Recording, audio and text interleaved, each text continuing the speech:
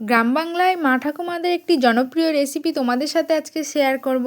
তার জন্য নিয়ে নেব আদা, রসুন, জিরা বাটা। আমি একসাথেই বেটে নিয়েছি। কুচি করা পেঁয়াজ, লঙ্কা, পরিমাণ মতো নুন, হলুদ, লঙ্কা গুঁড়ো, আর নিয়েছি কুচানো ধনেপাতা আর মৌরলা মাছ। সমস্ত উপকরণগুলোকে ভালোভাবে ম্যারিনেশন করে নেব। ওপর থেকে ছড়িয়ে দেব সরিষার তেল।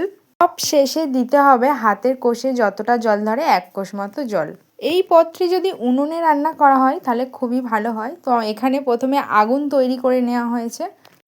এরপরে বাটি সমেত উনুনের মধ্যে রেখে একটা ঢাকনা দিয়ে ঢেকে রাখা হবে। কিছু মিনিট পরে এটাকে খুলে একটা চামচের সাহায্যে একটু নাড়িয়ে চাড়িয়ে দিতে হবে যাতে নিচটা পুড়ে না যায়।